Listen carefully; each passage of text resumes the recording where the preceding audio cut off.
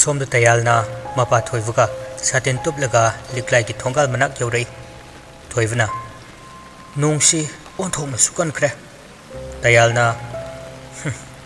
दाउयादे Japan गाड़ी सुस्ता होरे थोइबना ए कदाई ताहो हलिबा अदुना तयालना तो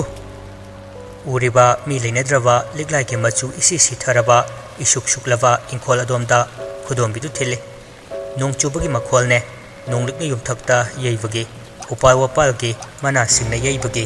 लैमाइदा ताबगे इसिंग इमाइदा ताबगे मखोल मरक्ता नोंग ममित अहुमुक्सु खंखा खागलई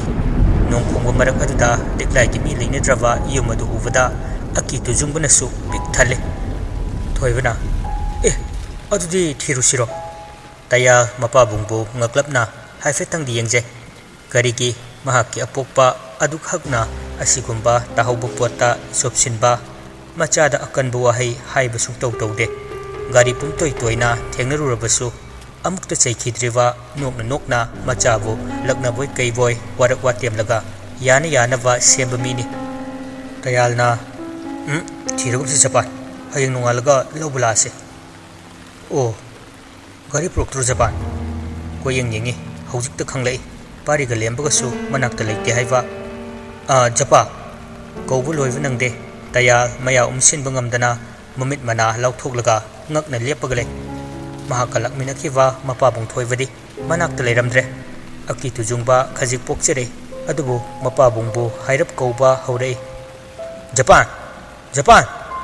japan how kumlak leva maikay aduda sat yengi karisu leibu ude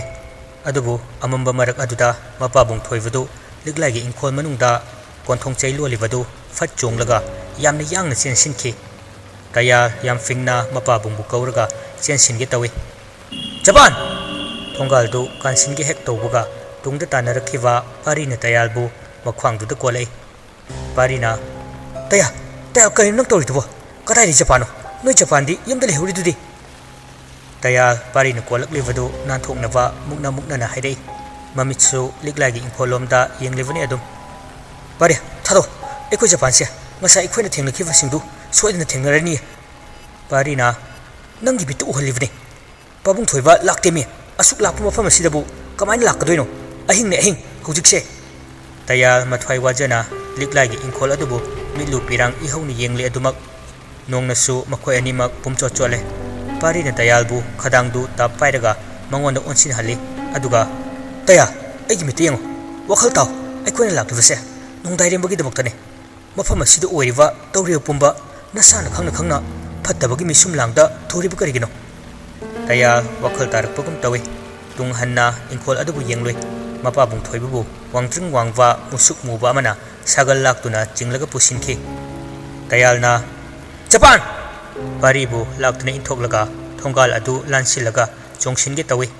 pari nonglak aduda tharo olaga turabasu tayalbu changkhidanaba phuk hogalaga tayalbu khamgi khana kauraga chensilei parina taya angakpani tayalna thongal adu hek lana chongsinbaga phingau setpa nupi adugi mang chap chana tai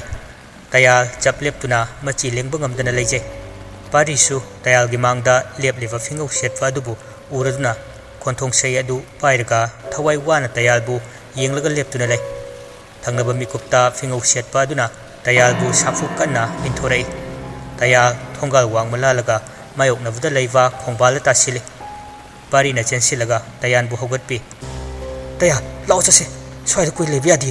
ekoi siriwa ima ingbina sembiba jantra sifa mayak chambadona nakoi ekoi phattaba thawai singa sigi mitrangda thurse ayingbigi mingpalubadagi liglagi ingkhol manung aduda isuk suklambadu phara fakhibugum tawi aki tujungba poklamba adusu khangfa fakhi nongna pungluplupna makhoi ani tolengi yumgi maikai tamna makhong thangba horei lembaga tolengasu satin tuplaga thongalda leplibadu oi tolen ahal oiravanina lerak aduda nonglaksida chetpa khudong charoidavanina thongalda ki hendokna laktrivani adubu ahal laman uwa haivasidabu aki tujungba pokpa pharivani madugidamak tolen thoraklivani tayalga parigana sota hovana khamlaga leiriwa gari dugi mapa yaubuga khanghodana gari gi mingsel mathanta mai chetlaga kairei ꯑꯅꯤꯗꯨ ꯃꯤꯡꯁꯦꯜ ꯑꯀꯥꯏꯕ ꯃꯆꯦꯠꯅ ꯄꯥꯟꯗꯅꯕ ꯈꯨꯠ ꯈꯜꯂꯒ ꯄꯥꯛꯊꯩ ꯑꯗꯨꯗꯒꯤ ꯒꯥꯔꯤꯒꯤ ꯏꯟꯖꯤꯟꯗꯨ ꯉꯪꯕ ꯍꯧꯔꯛꯏ ꯄꯥꯛꯊꯔꯤꯕ ꯇꯌꯥꯜꯒ ꯄꯥꯔꯤꯒ ꯌꯦꯡꯅꯩ ꯑꯗꯨꯒ ꯄꯨꯛ ꯍꯧꯒꯠꯂꯒ ꯒꯥꯔꯤꯗꯨ ꯌꯦꯡꯉꯤ ꯃꯅꯨꯡꯗ ꯀꯅꯥꯁꯨ ꯇꯣꯡꯕꯗꯤ ꯎꯗꯦ ꯑꯗꯨꯕꯨ ꯑꯉꯛꯄꯅꯤ ꯒꯥꯔꯤ ꯑꯗꯨꯗꯤ ꯃꯆꯤ ꯂꯦꯡꯕ ꯈꯔ ꯍꯧꯔꯛꯏ ꯇꯣꯂꯦꯟꯅ ꯅꯪꯒꯤ ꯃꯔꯨꯞ ꯑꯅꯤꯁꯤ ꯀꯧꯅꯍꯦ ꯂꯦꯝꯕꯁꯨ ꯇꯣꯂꯦꯟꯅ ꯑꯁꯨꯝꯅ ꯍꯥꯏꯔꯛꯄꯒ ꯄꯟꯊꯗꯦ ꯁꯠ ꯃꯍꯥꯛꯀꯤ ꯃꯔꯨꯞ ꯑꯅꯤꯕꯨ ꯇꯥꯅꯕ ꯂꯥꯎꯔꯛꯏ ꯇꯌꯥ ꯄꯥꯔꯤ ꯆꯦꯜꯂꯣ ꯇꯣꯂꯦꯟꯅ ꯏꯁꯨ ꯆꯪꯕ ꯍꯧꯔꯁꯤ ꯇꯣꯂꯦꯟꯗꯤ ꯃꯌꯨꯝꯂꯣꯝꯗ ꯑꯣꯟꯁꯤꯟꯗꯨꯅ ꯃꯈꯣꯡ ꯊꯥꯡꯕ ꯍꯧꯏ ꯑꯗꯨꯕꯨ ꯃꯉꯝ ꯏꯁꯥꯟ ꯁꯥꯟꯗꯦ ꯇꯌꯥꯜꯒ ꯄꯥꯔꯤꯒꯁꯨ ꯀꯟꯅ ꯆꯦꯜꯂꯛꯏ ꯌꯥꯝꯅ ꯊꯨꯅ ꯒꯥꯔꯤ ꯑꯗꯨꯁꯨ ꯃꯃꯥꯏ ꯁꯠ ꯂꯩꯊꯣꯛꯂꯒ ꯑꯅꯤꯗꯨꯒꯤ ꯇꯨꯡꯗ ꯈꯣꯡꯖꯦꯜ ꯌꯥꯡꯅ ꯊꯧꯔꯛꯏ ꯃꯈꯣꯏ ꯑꯅꯤꯕꯨ ꯊꯣꯝꯒꯥꯏꯒꯦ ꯇꯧꯔꯛꯄꯗꯒꯤ ꯅꯥꯀꯟ ꯅꯥꯀꯟꯗ ꯇꯣꯈꯥꯏꯅ ꯆꯣꯡꯊꯣꯛꯅꯈꯤ ꯂꯥꯏꯕꯛ ꯐꯕꯗꯒꯤ ꯄꯥꯔꯤꯗꯤ ꯂꯦꯝꯕꯒꯤ ꯃꯅꯥꯛꯇ ꯇꯥꯔꯦ ꯑꯗꯨꯕꯨ ꯇꯌꯥꯜꯗꯤ ꯋꯥꯡꯃꯒꯤ ꯂꯝꯕꯦꯜꯗ ꯇꯥꯈ꯭ꯔꯦ ꯇꯌꯥꯜ ꯄꯨꯛ ꯍꯧꯒꯠꯂꯒ ꯇꯣꯂꯦꯟ ꯍꯣꯏꯅ ꯂꯩꯔꯤꯕ ꯑꯗꯣꯝꯗ ꯌꯦꯡꯂꯛꯏ ꯇꯣꯂꯦꯟꯅ ꯇꯞꯅ ꯂꯩꯊꯣꯔꯛꯂꯒ ꯑꯏꯪꯕꯤꯅ ꯇꯥꯛꯄꯤꯔꯛꯄ ꯂꯩꯋꯥ ꯑꯗꯨ ꯁꯣꯜꯂꯒ ꯇꯌꯥꯜꯒꯤ ꯃꯥꯏꯀꯩ ꯇꯝꯅ ꯐꯨ ꯑꯍꯨꯝꯂꯛ ꯀꯥꯝꯃꯩ ꯑꯗꯨꯝꯅ ꯍꯦꯛ ꯀꯥꯝꯂꯛꯄꯒ ꯒꯥꯔꯤ ꯑꯗꯨ ꯁꯥꯐꯨ ꯀꯟꯅ ꯈꯣꯡꯕꯥꯜꯗ ꯌꯨꯡꯁꯤꯟꯈꯤ ꯇꯌꯥꯜ ꯒꯥꯔꯤꯗꯨꯒ ꯍꯟꯅ ꯌꯦꯡꯂꯨꯗ꯭ꯔꯦ ꯐꯤꯡꯅ ꯄꯥꯔꯤ ꯍꯣꯏꯒꯤ ꯃꯅꯥꯛ ꯇꯝꯅ ꯆꯦꯟꯁꯤꯜꯂꯛꯏ ꯎꯆꯤꯟ ꯈꯨꯗꯣꯡ ꯊꯤꯔꯝꯒꯗꯕꯗꯒꯤ ꯅꯥꯟꯊꯣꯛꯍꯧꯏ ꯁꯣꯝꯗ ꯅꯣꯡꯗꯥꯏꯔꯦꯝꯕ ꯊꯥꯡꯅ ꯊꯤꯟꯗꯨꯅ ꯁꯣꯛꯇꯨꯅ ꯂꯩꯈ꯭ꯔꯤꯕꯗꯨ ꯂꯤꯛꯂꯥꯏꯅ ꯂꯥꯏ ꯁꯥꯟꯅꯕ ꯂꯦꯞꯈꯤꯕꯒ ꯃꯄꯥ ꯆꯥꯅꯕꯒꯤꯅꯤ ꯑꯗꯨꯒ ꯇꯌꯥꯜꯒꯤ ꯄꯤꯈꯥꯎꯗ ꯇꯣꯂꯦꯟꯅ ꯄꯤꯕ ꯑꯏꯪꯕꯤꯒꯤ ꯂꯩꯋꯥ ꯏꯕ ꯆꯦꯖꯦꯠ ꯑꯃꯁꯨ ꯄꯤꯈꯥꯎꯗ ꯌꯥꯎꯕꯅ ꯂꯤꯛꯂꯥꯏꯒꯤ ꯏꯪꯈꯣꯜꯗ ꯄꯨꯁꯤꯜꯂꯒ ꯈꯨꯗꯣꯡꯊꯤꯕ ꯊꯣꯛꯂꯝꯒꯗꯕ ꯑꯗꯨ ꯉꯥꯛꯊꯣꯛꯈ꯭ꯔꯤꯕꯅꯤ ꯏꯃꯨꯡꯗꯅꯤ ꯐꯨꯡꯒꯥꯗ ꯃꯩ ꯍꯧꯒꯠꯂꯒ ꯆꯣꯠꯂꯨꯕ ꯃꯁꯥꯁꯤꯡ ꯁꯥꯒꯠꯅꯕ ꯃꯩ ꯇꯤꯛꯂꯤ ꯃꯣꯕꯥꯏꯜꯁꯤꯡ ꯑꯗꯨꯅꯤ ꯃꯔꯨ ꯑꯣꯏꯕꯗꯤ ꯃꯩꯁꯥ ꯀꯥꯕꯣꯛ ꯐꯪꯍꯜꯂꯒ ꯂꯥꯏꯕꯛ ꯆꯥꯡ ꯌꯦꯡꯅꯕ ꯈꯧꯔꯥꯡꯅ ꯉꯥꯏꯖꯔꯤ ꯇꯣꯂꯦꯟꯗꯤ ꯑꯍꯜꯀ ꯑꯣꯏꯕꯒ ꯃꯩ ꯌꯥꯏꯕ ꯑꯗꯨꯗ ꯏꯁꯤꯁꯤꯅ ꯇꯨꯝꯊꯈ꯭ꯔꯦ ꯅꯣꯡꯁꯨ ꯉꯥꯜꯂꯤ ꯇꯧꯔꯛꯏ ꯎꯆꯦꯛ ꯈꯣꯡꯕꯒꯤ ꯃꯈꯣꯜ ꯇꯥꯕ ꯍꯧꯔꯛꯑꯕꯅꯤ ꯇꯌꯥꯜꯒ ꯄꯥꯔꯤꯒꯗꯨ ꯀꯥ ꯍꯦꯟꯅ ꯋꯥꯈꯤꯕꯅ ꯉꯥꯏꯍꯥꯛ ꯎꯏꯊꯈꯤ ꯂꯦꯝꯕꯗꯤ ꯀꯤꯒꯟꯕ ꯑꯣꯏꯕꯅ ꯉꯁꯥꯏ ꯃꯥꯕꯨ ꯃꯤꯡꯒꯧ ꯊꯥꯒꯧꯈꯤꯕꯗꯨ ꯑꯗꯨꯝ ꯈꯜꯂꯒ ꯂꯩꯔꯦ ꯏꯃꯨꯡ ꯑꯣꯏꯔꯕꯁꯨ ꯄꯪꯀꯤ ꯀꯤꯖꯩ ꯃꯥꯅ ꯇꯧꯔꯤꯕꯁꯤ ꯃꯣꯕꯥꯏꯜꯗꯨ ꯇꯥꯞ ꯄꯥꯏꯈꯠꯂꯒ ꯁ꯭ꯋꯤꯆ ꯑꯣꯟ ꯇꯧꯏ ꯃꯥꯒꯤꯗꯤ ꯅꯣꯡꯅ ꯄꯥꯛꯅ ꯆꯣꯠꯈꯤꯗꯕꯅ ꯁꯠ ꯌꯥꯔꯛꯏ ꯉꯥꯏꯍꯥꯛꯇꯪ ꯇꯌꯥꯜꯒ ꯄꯥꯔꯤꯒ ꯒꯥꯔꯤꯅ ꯊꯣꯡꯒꯦ ꯇꯧꯕ ꯑꯗꯨꯋꯥꯏꯗ ꯆꯣꯠꯈꯤꯕꯅꯤ ꯅꯠꯇ꯭ꯔꯕꯗꯤ ꯀꯔꯤꯁꯨ ꯆꯣꯠꯂꯝꯂꯣꯏ ꯁ꯭ꯋꯤꯆ ꯑꯣꯟ ꯇꯧꯕꯒ ꯗꯇꯥꯗꯨ ꯑꯣꯟ ꯇꯧꯏ ꯁꯅꯥꯖꯥꯎꯕꯒꯤ ꯆꯥꯠ ꯍꯥꯟꯅ ꯄꯥꯏꯁꯤꯜꯂꯛꯏ ꯂꯦꯝꯕ ꯅꯈꯣꯏ ꯃꯔꯨꯞꯇꯣ ꯍꯣꯁꯄꯤꯇꯥꯜꯗ ꯄꯨꯈꯠꯂꯦ ꯅꯈꯣꯏꯕꯨ ꯑꯃꯨꯛꯇ ꯂꯥꯛꯎ ꯀꯩꯗꯧꯕꯒꯦ ꯅꯃꯥꯅ ꯁꯣꯏꯈꯤꯕ ꯂꯥꯟꯈꯤꯕ ꯈꯨꯗꯤꯡ ꯑꯩꯅ ꯃꯍꯨꯠ ꯁꯤꯜꯂꯒ ꯂꯥꯜꯂꯦ ꯍꯥꯏꯖꯔꯤ ꯈꯥꯕꯁꯨ ꯌꯥꯝ ꯊꯤꯅ ꯁꯣꯛꯑꯦ ꯃꯈꯣꯏ ꯑꯅꯤꯃꯛꯀꯤ ꯀꯣꯏꯆꯦꯟ ꯆꯦꯟꯕꯗ ꯇꯧꯐꯝ ꯑꯃ ꯈꯪꯗ꯭ꯔꯅꯤ ꯏꯄꯥꯁꯦ ꯄꯨꯂꯤꯁ ꯌꯧꯔꯛꯀꯗ꯭ꯔꯥꯁꯨ ꯄꯥꯈꯠꯂꯤ ꯅꯈꯣꯏꯒꯤ ꯃꯔꯨꯞꯁꯦ ꯑꯩꯒꯤ ꯏꯈꯨꯠꯅ ꯏꯁꯥꯅ ꯈꯪꯖꯅ ꯊꯥꯡꯅ ꯊꯤꯜꯂꯝꯃꯦꯅꯦ ꯂꯦꯝꯕ ꯐꯝꯂꯝꯕꯗꯒꯤ ꯄꯨꯛ ꯍꯧꯒꯠꯂꯤ ꯃꯤꯠꯇꯒꯤ ꯄꯤ ꯆꯦꯟꯊꯔꯛꯏ ꯄꯥꯔꯤꯒ ꯇꯌꯥꯜꯒꯕꯨ ꯍꯧꯗꯣꯛꯀꯦ ꯈꯜꯂꯤ ꯑꯗꯨꯕꯨ ꯑꯍꯜ ꯑꯣꯏꯔꯕ ꯇꯣꯂꯦꯟꯅ ꯑꯍꯤꯡ ꯆꯨꯞꯄ ꯃꯈꯣꯏ ꯑꯍꯨꯝꯒꯤꯗꯃꯛ ꯇꯨꯝꯈꯤꯗꯕ ꯑꯗꯨꯒꯤ ꯈꯜꯂꯒ ꯇꯨꯝꯕ ꯊꯨꯒꯥꯏꯕꯤꯗꯅꯕ ꯅꯣꯡꯉꯥꯟꯕ ꯉꯥꯏꯔꯒ ꯌꯥꯝ ꯋꯥꯅ ꯃꯇꯣꯝꯇ ꯃꯈꯣꯜ ꯊꯣꯛꯍꯟꯗꯅ ꯀꯞꯆꯔꯤ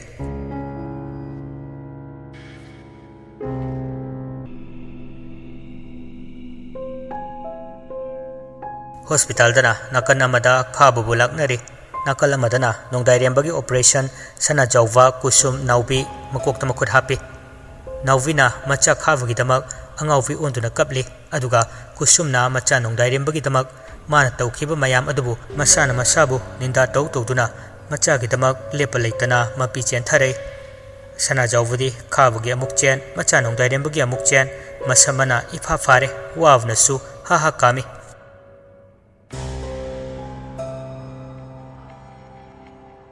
ꯅꯣꯡꯗꯥꯏꯔꯦꯝꯕꯕꯨ ꯀꯨꯞꯅ ꯁꯦꯟꯅꯔꯤꯕ ꯂꯟꯆꯦꯟꯕꯅ ꯅꯣꯡꯗꯥꯏꯔꯦꯝꯕ ꯍꯣꯁꯄꯤꯇꯥꯜꯗ ꯂꯩꯔꯦ ꯍꯥꯏꯕ ꯈꯪꯈ꯭ꯔꯦ ꯈꯨꯗꯛꯇ ꯄꯟꯊꯗꯅ ꯂꯤꯛꯂꯥꯏꯒꯤ ꯃꯅꯥꯛꯇ ꯆꯠꯈꯤ ꯑꯣꯄꯔꯦꯁꯟꯗꯤ ꯑꯁꯣꯏ ꯑꯉꯥꯝ ꯌꯥꯎꯗꯅ ꯃꯥꯏ ꯄꯥꯛꯅ ꯄꯥꯡꯊꯣꯛꯂꯦ ꯑꯣꯄꯔꯦꯁꯟ ꯂꯣꯏꯈꯤꯕ ꯄꯨꯡ ꯑꯃꯃꯨꯛ ꯂꯩꯔꯒ ꯊꯣꯏꯕꯅ ꯄꯥꯔꯤ ꯍꯣꯏꯕꯨ ꯄꯨꯔꯒ ꯂꯥꯛꯑꯦ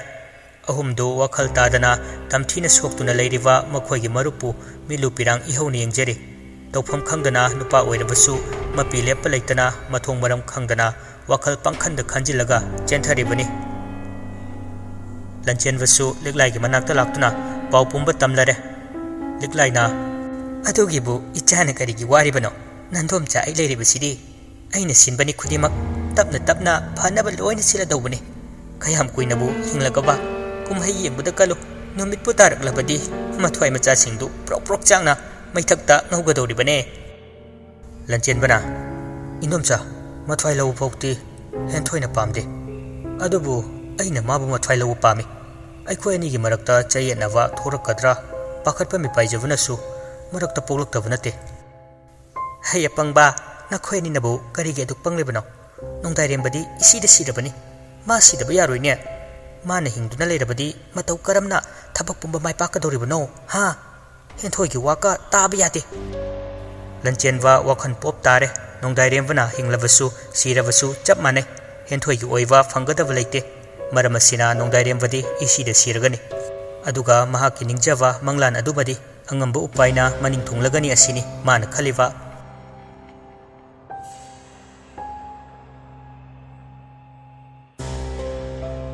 thoivana koichen chelaga sana jawvuna macha thangna thinwa adu case makti panhan kidre Pari masa doktor nina hospital tadi nongdairembabu mana kupna yengsinjai rims ko oisinbaga sana thoisu nurse oina puvanina senava yawi yariba makai pari na nongdairembabu hidak kafande hidak thahande so iwa asiga mari leinadava atopa hidak ahenwa thahandavani asigumba asidi doktor gi hidak kachanade hidak pangtha thajilavadi khudakta siu phawwa yawrivani thainadi doktor ayamba asigumbagi maramda ka thoina khanaramde adubu haujikti amaiba amaivigi layeng la haibasu adum khanthava yaunare masi chawkhalakpagi khudamni pari magi warta anawa khara yinglamlaga wakhalna manglaga makhong thangli jajat wakhal khalli pari sum chatpani dhyan men tade sana thoina khutu ta paire pari na sana thoina phamo tapna phamhali aduga thaknava yingba ma insile Michi khalaga thakchilu haibagi ingit tawrei pari paithoklaga lei tharoi hairo thakkadoine karam kanda hojik hen kidore thawam tahana as kari nupinone thakki hai muttada ayingbadu thakchile sana thoi mathayam saraba paribu mitkuptana yengi aduga hairei kainom haibiura kok hayu yadro yam nungsi haige tawbunida Irangsingo tanja sida nan gaidi hayu yade hona thoi wajabadуда khara to wore sunu aina ba haibi bani khangaba apang yadradi haibiroi nam tanang phukhaugalaga jetke wakhalna phumbang narawa pari gi pukning sana thoina ngai hak potha hanbirami pari nokfet torga nokmi manga khaije sana thoina itha thajidana nungsi kaina haijilaga thanamba sida masina nupa ama wara matamda nupi amana irai laina kaukthokhanwa ngamli hainaribani adubu nupina wawa matamdadi nupa anambana themjinba haite awawa kaukhthohanba ngamde masi mahausagi chanavini khutsemni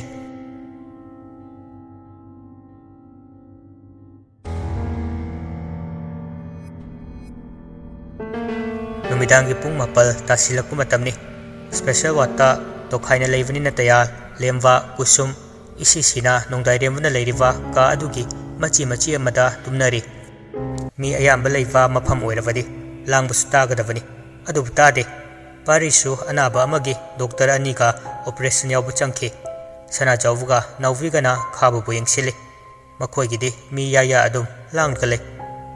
liglaidu changan chathoglaga magi laisana fam ka aduda changai aduga khongrai chelaga dakfam thai aduga mai ho fam leiriwa aduda mai hogale hek mai hogatpaga mi kanamta leitrava nongdairembagi yumdu makhol thokpugum tawrei yumankol adugi akoivada koipai pairiva thawai mayam adugi manungdagi inawbugi thawai amadi amuba yampak tukpa thawai anidubu mingkau thagaurai liklaina kauruklavada panthadana leithava ngamdruna thawai anidusu khudakta liklaigi hogaliva mai mana aduda leptuna lei liklaisu anidubu ubaga machinda kari no khangde khara solaga thawai aniduda kamsili thawaidu maikhumanil onduna mangkhirami liklai nokmi mit usilaga harau tayamna murum solaga phami maikhumanin olaga paikrava thawai anidu urak warak awangbo yum kayama landuna nungsit ka iroinana nongdairembuna leiriva mafam adu yaunaba pairaklami yamna yangna paisilaglaga nongdairembagi wakhal tadriva hakchang aduda gitnami nongdairembadu khitang masadu konkhalai aduga dum tumthaki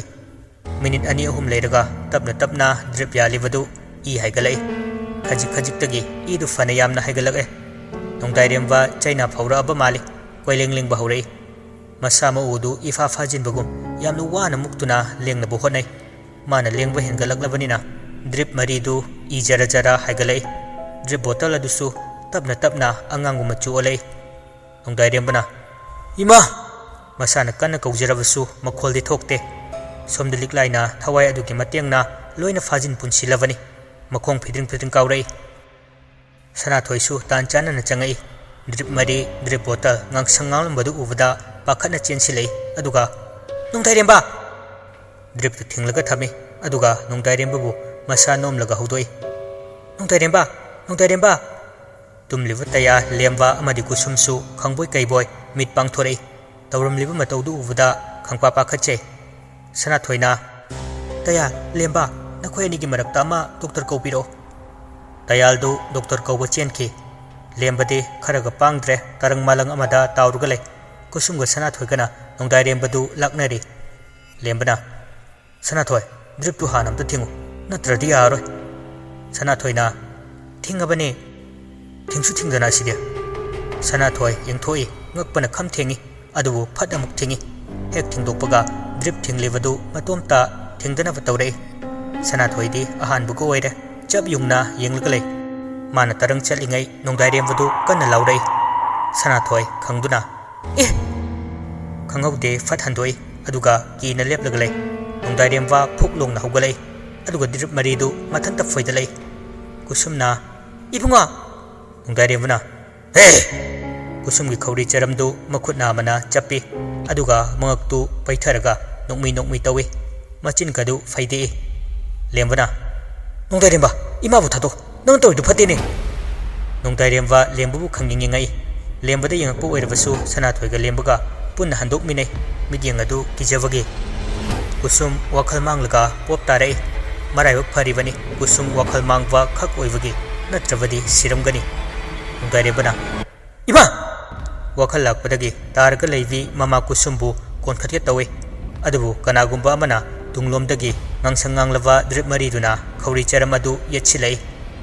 sana thoina lemba amta doctor tayar nongdairembagi thangna thinkeba mapadusu pop thajinbagi makhol tarai isu brubru thoglai mangakta yetchina nongdairembabu phamungda namsile doctor ama aniga tayalga chenchilei tawramliva du ubada doctor anidu nongdairembagi manakta changsili upsilaga leiramba nongdairembana onthoraklaga doctor anidubu phudarai doctor phurakpadagi tayal chensilaga nongdairembabu makhut tap fai tayalna hek soklakpaga liklaidu mahakna hugatliva maiduna maiwairai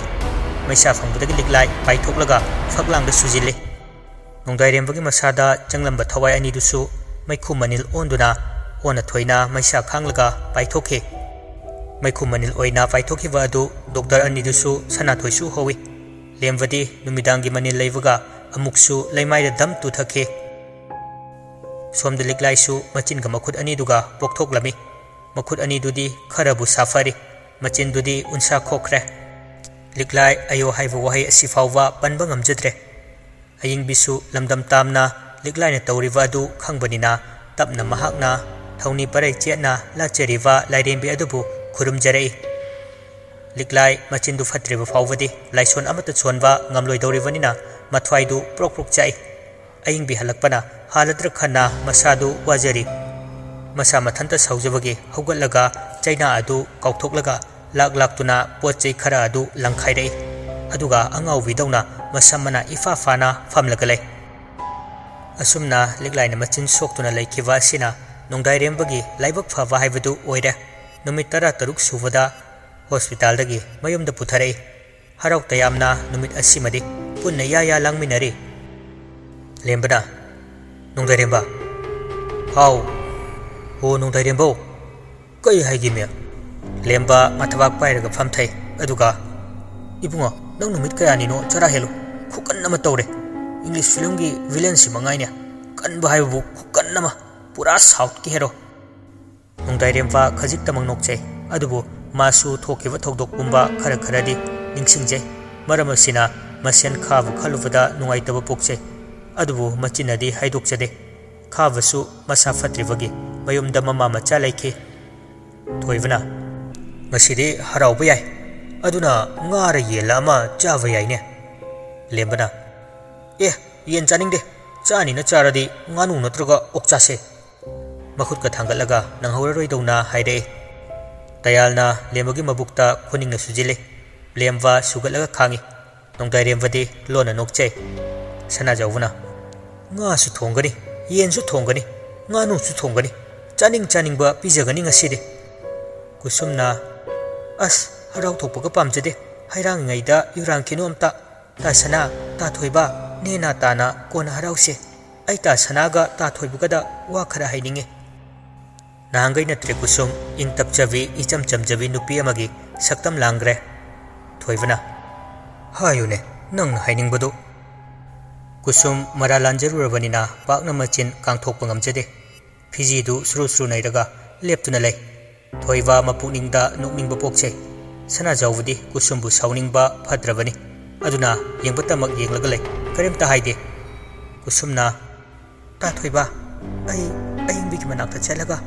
ꯂꯥꯂꯦ ꯑꯃꯨꯛꯇ ꯍꯩꯖꯅꯤꯡꯉꯤ ꯗꯌꯥꯜ ꯂꯦꯝꯕ ꯅꯣꯡꯗꯥꯏꯔꯦꯝꯕ ꯐꯠ ꯐꯠ ꯌꯦꯡꯅꯩ ꯑꯗꯨꯒ ꯀꯨꯁꯨꯝꯗ ꯑꯃꯨꯛ ꯄꯨꯟꯅ ꯌꯦꯡꯉꯛꯏ ꯊꯣꯏꯕꯁꯨ ꯍꯔꯥꯎꯅ ꯁꯅꯥꯖꯥꯎꯕꯕꯨ ꯌꯦꯡꯉꯛꯏ ꯑꯗꯨꯒ ꯀꯨꯁꯨꯝꯗ ꯑꯃꯨꯛ ꯌꯦꯡꯉꯛꯏ ꯁꯅꯥꯖꯥꯎꯕꯗꯤ ꯀꯨꯁꯨꯝꯕꯨ ꯊꯥꯖꯗꯅ ꯉꯛꯅ ꯌꯦꯡꯂꯒ ꯂꯩ